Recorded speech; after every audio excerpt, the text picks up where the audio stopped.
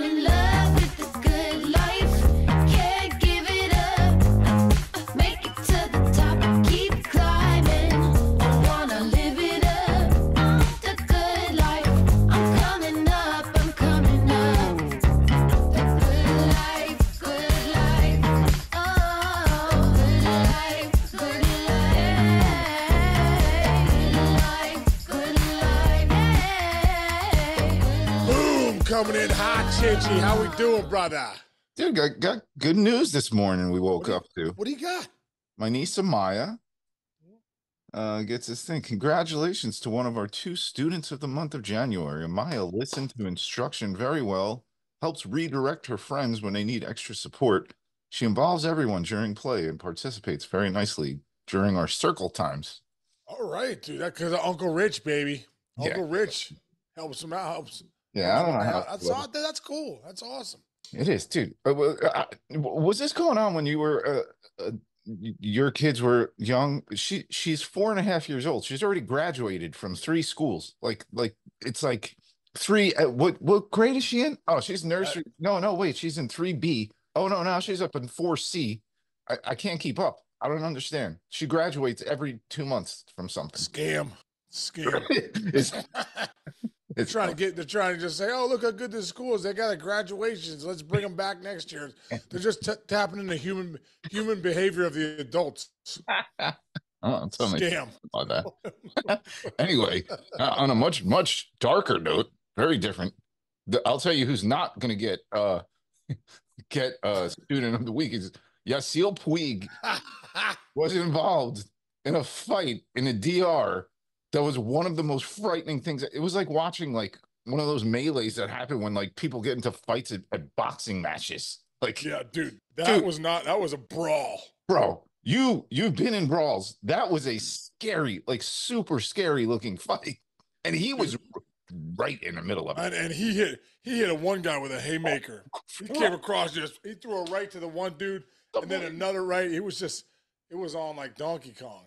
He was crushing guys. Yeah. Absolutely crushing guys. It was incredible. Dude, I always look back at your fights, man. You're the sweetest guy. Like, did you have to get into like a lot of fights in high school and college? Like, because you're a big guy. Like, nobody would have wanted to fight you. Why were you so good at fighting? And your kids should not hear this episode. Dude, good at fighting in Major League Baseball. Dude, listen, I don't know. Listen, I really believe we all have that little warrior in us. You know it. You've tapped into that. That's why you play Division I baseball. Everyone of us has that little warrior in us. I never liked to fight. I fought this one kid, Lee Nellis, one time in 8th grade. He was picking on this guy, Nate LaRosa, and I'm like, quit picking on Nate. He's like, what are you gonna do about it? I was like, let's fight after lunch. Oh, really? Dude, that's when I was like big into like Hulk Hogan and like, it was like I think I threw a punch. I threw a punch that was telegraphed from 17 states away. It was like, oh yeah, you want to fight? I threw this punch. I was like, and he ends up ducking. I get him, flip him over like literally like he's the Iron Sheik. Here comes the teacher, comes out, grabs us, 3-day suspension. My dad wants to fight me. It was incredible. So, my fights weren't like too epic. You got a 3-day suspension in school, and then you got a 3-game suspension in the major leagues 20 years later, dude. Now, this one was a real fight, Chinch. This one was a real fight, dude. You remember that brawl, and if you go back and look at the video, it's incredible. We were like right there with Tampa when I was with Boston in 2008, and there was just some bad blood. And Coco Crisp in like the second inning went sliding in. Was the second baseman Aoki? I can't remember the second baseman for the I can't remember who was the Japanese player, but he's second baseman. He went in hard there, and they didn't like it, dude. They were screaming at Coco, and then we start screaming from the other dugout. Now we're 1-2 in the race too. It's whatever. But you knew something was going down, dude. You're like, something's not right here, So Coco comes up for his next at bat, and James Shields on the bump. Which Shields was, one of the best pitchers at the time. Frickin' he throws like behind Coco. Oh yeah, I remember. Right, and he looked out. This video up on YouTube while we're doing. Yeah, it was good. So they start looking at each other, and then next thing you know, I remember getting on the top step, dude. It was like in Braveheart when he's like, "Run and you'll live." fight, and you may die. Remember? Yeah. But laying in your beds years from now for that one chance at freedom. So, dude, I'm on the top step, and I'm like, get ready, boys. Like, we're going. It's go. Yeah, I said it. I said, get ready, boys. It's go time. Wow. It's go time. And everyone starts coming up. And sure enough, bro, he comes in, boom, drills Coco. And Coco's like gold glove boxer, dude, in high school. Right. Coco comes flying out. And now I'm out there, dude. I have the picture, but I don't think I can pull it off the wall. All right, let's look. Casey's going on to his wall pictures. I can't get it, but it's right there. Okay. Can you see it? It's right there. You gotta tilt it. Okay. So I come out. I come out, bro. And I'm one of the first ones there. And it's mayhem. And honestly, God, you don't realize it's scary because your adrenaline's off the roof. But I go flying. I don't know what I was thinking, but I go flying out like I'm gonna get James Shields, right? DeMarlo Hale, the third base coach, already has Shields, and he's like Kurt Angle suplexing him right off the mound. So I come flying up, and I go to throw a punch, and like Shields is getting pulled down, and I throw this like the wimpiest punch ever, like land on my elbow. I think I hurt myself. I was like, oh man. It was like, I end up like, not hitting much. If you look at the replay, it looks like I get him. I don't get anybody. I throw a punch, and I kind of land, roll over. Next thing you know, I'm in a headlock. Someone's got me in headlock from the Rays. But when you go back and look at the replay, bro, when I come flying out, and it's in that picture right there, Johnny Gomes is unloading on Coco Crisp. Oh, jeez. Yeah, it's right. Yeah, Johnny Gomes is unloading on Coco Crisp. Alex Cora's behind him trying to take him off. Oh, my God. I'm about to throw a punch on the mound, wimpiest punch ever. So, dude, brawl. It was a brawl. Like, it was a legit brawl. I mean, it was mayhem, dude. The Yasiel Puig one. It was kind of like that. There was legit punches being thrown. So anyway, I end up getting 3 game suspension. Me and Coco Crisp get suspended. No one else, right? I'm like, what? And Johnny Gomes, and a couple other guys got suspended from them. But I remember I was with Theo Epstein and Bob Watson because I appealed it. I'm like, dude, I'm appealing this. So I appeal it, and Bob Watson comes in, and I'm like, hey, listen. I'm like, why did I get 3 games? Like, I didn't hit anybody. Right. Like, it was, go watch the replay. Like, and he goes, Sean, as soon as you pull your arm back like this, it's 3 games. I go, even if you don't really do any damage to anybody, you don't hit anybody, because Chinch, I really did. I think I pulled my arm back, and I was like, all right, what are you doing?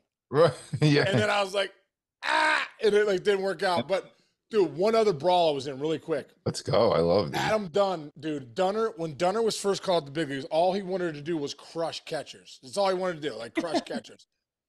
So, really his whole career, not just when he was called up. So one time, dude, he's coming home, and Mike Lieberthal, who's a great dude, is like he's at the plate, but he's doesn't have the ball, and he's pre-rule changes. Yeah, this is 2005. Right. Chinch, I want to say he's like 2003 or 2005. I want to say he's like 3 feet away from the plate. He's not even close to it. Dunner goes out of his way, and I mean, like, remember the Posey rule where Posey blew out his knee? Yes. Lieberthal went back like that. Like, it was scary. It was actually scary.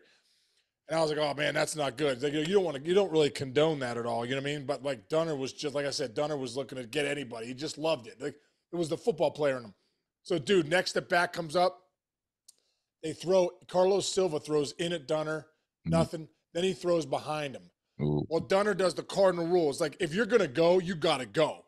You can't hesitate in sports, even if it's a brawl. Right. So Dunner takes 2 steps out, hesitates, and then goes. That hesitation, dude, Lieberthal clips him from behind.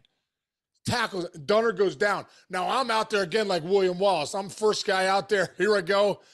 Because I was like, same kind of thing. You knew it was going to happen. So I'm out there, bro. Carlos Silva, I was going to go break it up, right? I was going to go just play peacekeeper. Carlos Silva puts Dunner's head in the ground because it's already in the ground and punches him in the face. Oh, my God. And now I'm like right there. So I went from peacekeeper to like, it looks like I got to do something. So I end up throwing a punch to Silva on the mound, right? So I'm like, I'm on the mound. So I hit Silva with a punch. Next thing you know, bro, I am airborne. I'm like, oh, I'm airborne. Todd Pratt, no, I don't even know who has me, but I land on the ground, dude. It was like coming off the top rope. It hurt so bad. It was Todd Pratt, dude. Remember the backup catcher? Picks me up, runs at me, drops me. Yeah, Placido Polanco, who became my teammate a couple years later, Casey, you okay? You okay? I'm like, I'm not okay. I think Pratt broke a couple ribs, you know? So anyway, I come out of the game and Bob Boone comes over to me. You know, that was mayhem too. That was another brawl. I come out of the game and I'm in the dugout and Bob Boone's like, all right, he's like, you're gone. No, he goes, what do you say? He goes, you're out of the game. I go, you double switching? He goes, no, you're ejected. You're ejected from the game. I was like, oh man. So anyway, I got 3-game suspension for that too. 3 game suspension. And the last brawl I'll say, dude, Bring it. I'll say was the first time I've ever seen a pitcher charge a hitter when Kyle Farnsworth charged Paul Wilson, dude. Dude, he throws at Wilson. All Paul Wilson said to him was, hey, that's a little close. And Farnsworth was like, what'd you say? Paul Wilson's like, Farnsworth Goldbergs him, picks him up, drops him like Bill Goldberg back in the day. It's mayhem, dude. But Farnsworth had Wilson underneath the pile. So, boom, we pull guys out. Paul Wilson comes out. Bro, Chinchy, he's bleeding profusely from his nose into his eye and then down his face. And, you know, we get it all crazy. We get Wilson away. We pull him in the dugout. I go, Willie, what happened, dude? Why are you bleeding so bad? He's like, Kyle Farnsworth was trying to gouge my eyeball out under the pile. So it was mayhem. There was a huge pile, and at the bottom, Farnsworth was digging his finger into Wilson's eyeball. Oh my God. There's that image of Wilson just sitting in a dugout like this, and there's just blood going. Blood everywhere. That's what was happening. Yeah, and you know, pitchers have those long nails. They're trying to like grip the ball, grip a seam. Yeah. So those guys, I mean, probably was like a razor blade. Crazy. Oh that's scary stuff, man. Those brawls are legit.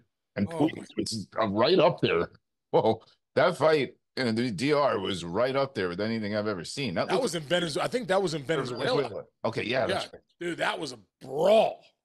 You gotta, Chinch, you gotta do some production value and get some of these fights up there. I know. I gotta get them up there.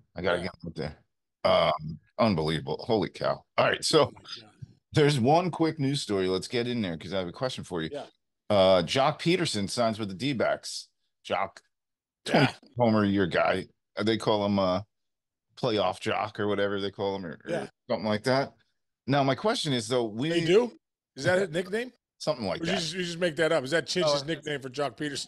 No, I read something before. It was kind of like what is it? Because he was clutch. Yeah, clutch or Joc clutch. Whatever it was. He's on the D-backs now. But does that mean JD Martinez won't go to the D-backs because we want him to go to the D-backs? You know what? That kind of says he's not going to the D-backs to me. I thought that would be a great fit. Yeah. JD Martinez back in Arizona, but Joc Pederson's kind of that DH guy that, you know, he obviously hits righties better than lefties, but I think that's all because he didn't play against lefties enough. Right. Dodgers. Right. They do that whole platoon thing in LA. I didn't love that. So, but yeah, Joc's going to be probably more against righties. But there goes that DH spot really for JD Martinez. So yeah, I think he probably lands somewhere else now.